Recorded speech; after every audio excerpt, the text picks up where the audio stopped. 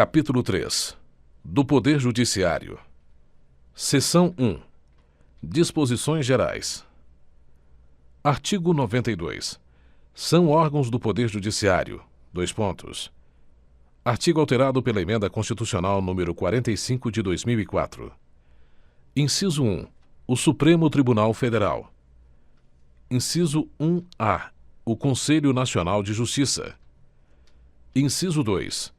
O Superior Tribunal de Justiça. Inciso 3. Os Tribunais Regionais Federais e Juízes Federais. Inciso 4. Os Tribunais e Juízes do Trabalho. Inciso 5. Os Tribunais e Juízes Eleitorais. Inciso 6. Os Tribunais e Juízes Militares. Inciso 7. Os Tribunais e Juízes dos Estados e do Distrito Federal e Territórios. Parágrafo 1º. O Supremo Tribunal Federal, o Conselho Nacional de Justiça e os Tribunais Superiores têm sede na capital federal. Parágrafo 2º.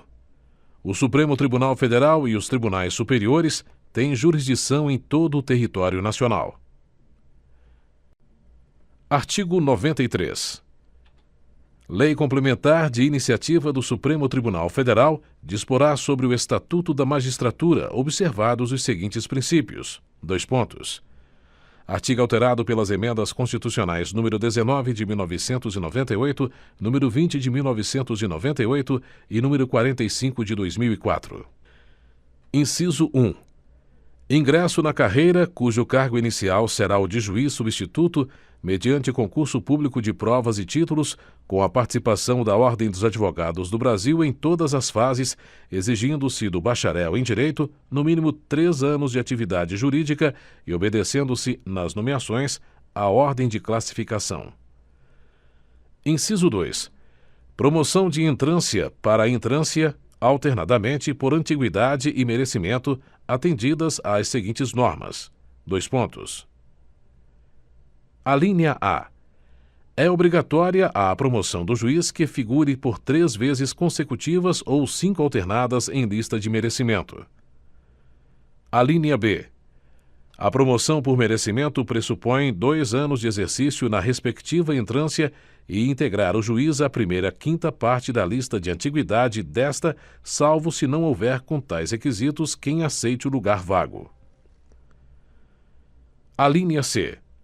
Aferição do merecimento conforme o desempenho e pelos critérios objetivos de produtividade e presteza no exercício da jurisdição e pela frequência e aproveitamento em cursos oficiais ou reconhecidos de aperfeiçoamento. Alínea D. Na apuração de antiguidade, o tribunal somente poderá recusar o juiz mais antigo pelo voto fundamentado de 2/3 de seus membros, conforme procedimento próprio e assegurada ampla defesa, repetindo-se a votação até fixar-se a indicação.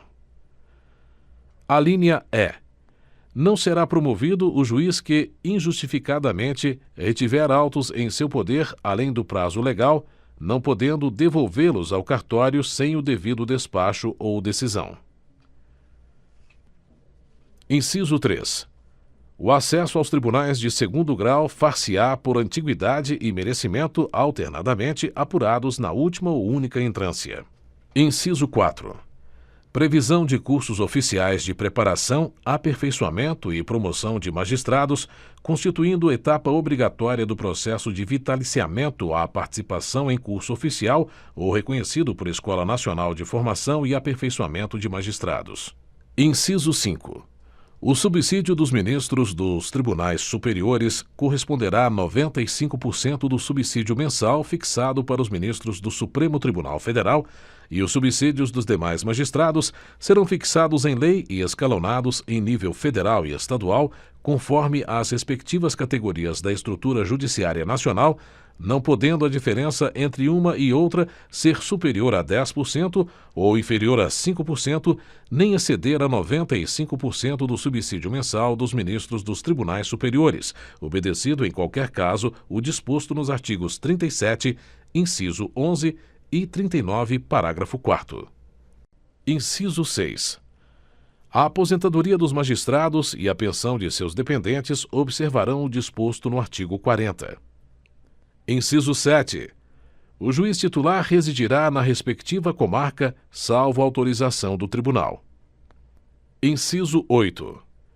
O ato de remoção, disponibilidade e aposentadoria do magistrado, por interesse público, fundar-se-á em decisão por voto da maioria absoluta do respectivo tribunal ou do Conselho Nacional de Justiça, assegurada ampla defesa. Inciso 8-A. A remoção a pedido ou a permuta de magistrados de comarca de igual entrância atenderá, no que couber, ao disposto nas alíneas A, B, C e E do inciso 2. Inciso 9.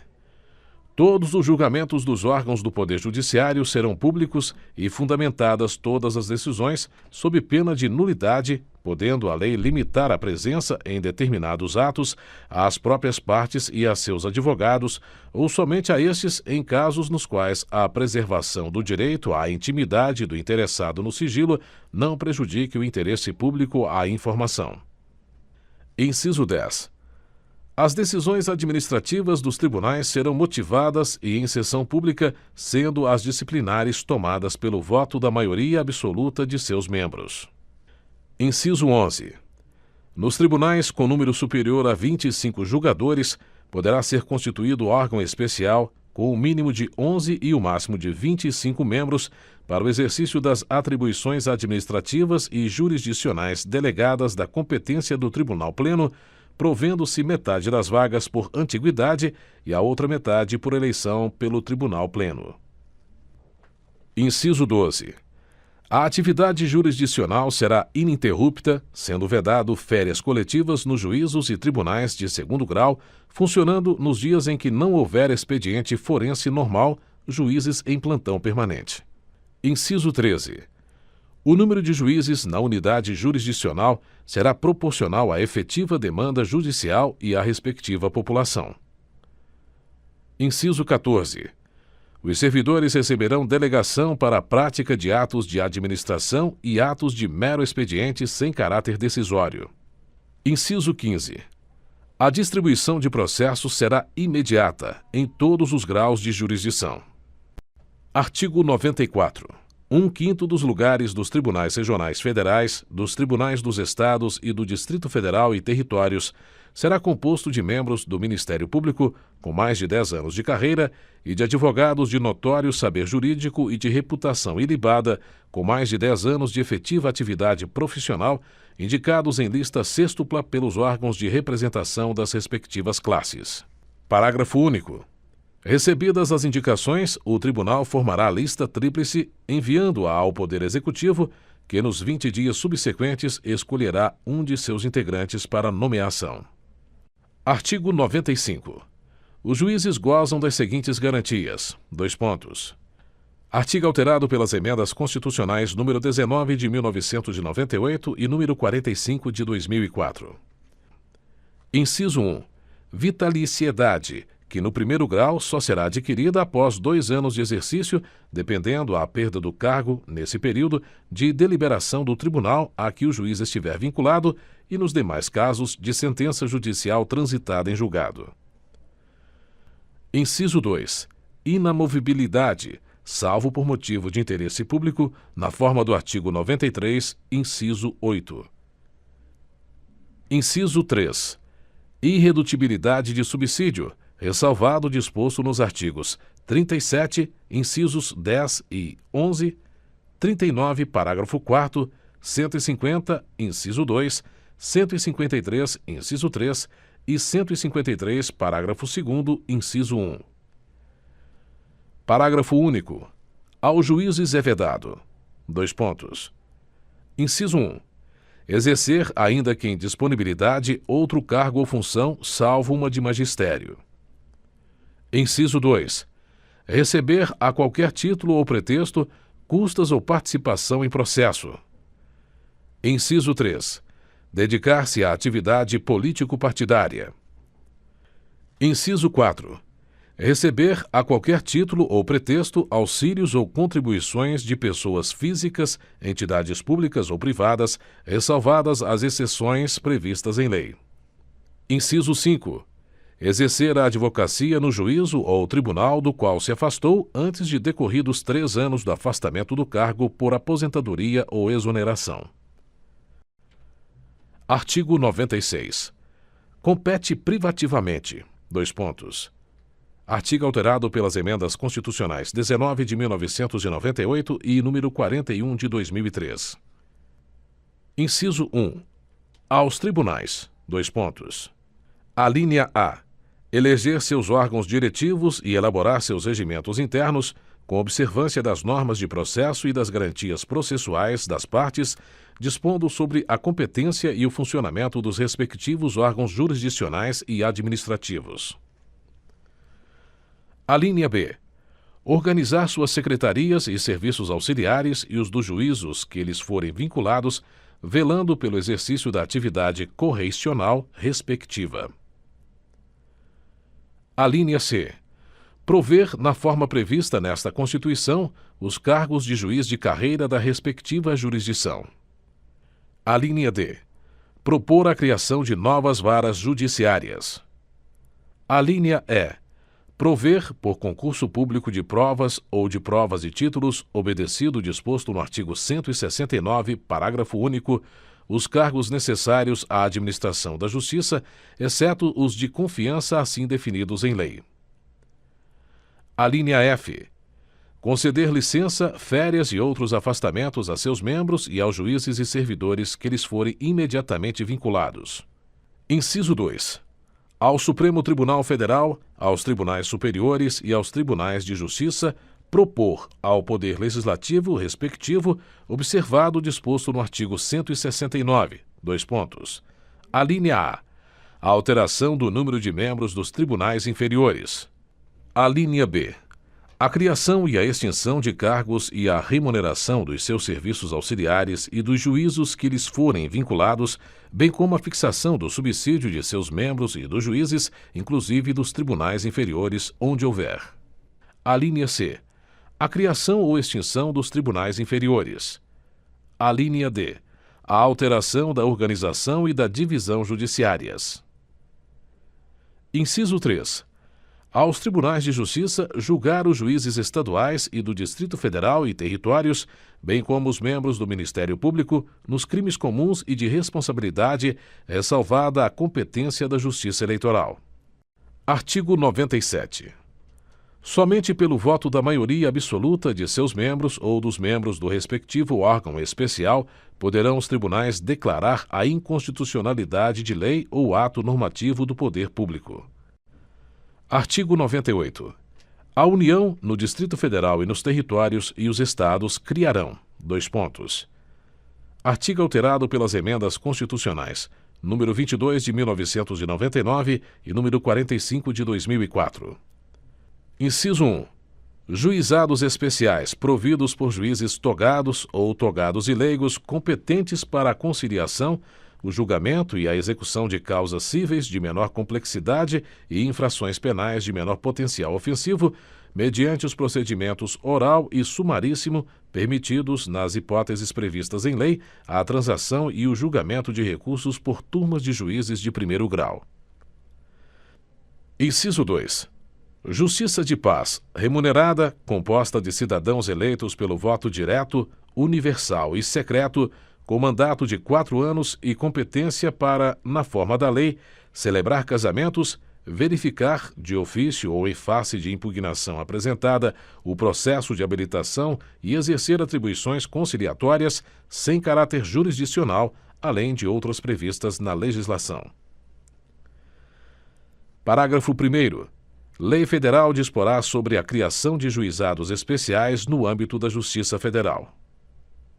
Parágrafo 2º. As custas e emolumentos serão destinados exclusivamente ao custeio dos serviços afetos às atividades específicas da Justiça. Artigo 99. Ao Poder Judiciário é assegurada autonomia administrativa e financeira.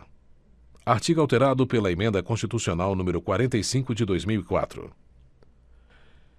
Parágrafo 1º. Os tribunais elaborarão suas propostas orçamentárias dentro dos limites estipulados conjuntamente com os demais poderes na Lei de Diretrizes Orçamentárias. Parágrafo 2º. O encaminhamento da proposta, ouvidos os outros tribunais interessados, compete: dois pontos. Inciso 1. No âmbito da União, aos presidentes do Supremo Tribunal Federal e dos tribunais superiores, com a aprovação dos respectivos tribunais. Inciso 2.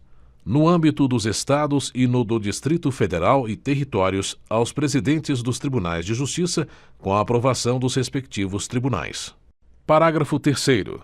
Se os órgãos referidos no parágrafo 2º não encaminharem as respectivas propostas orçamentárias dentro do prazo estabelecido na Lei de Diretrizes Orçamentárias, o Poder Executivo considerará, para fins de consolidação da proposta orçamentária anual, os valores aprovados na lei orçamentária vigente, ajustados de acordo com os limites estipulados na forma do parágrafo 1º deste artigo. Parágrafo 4º.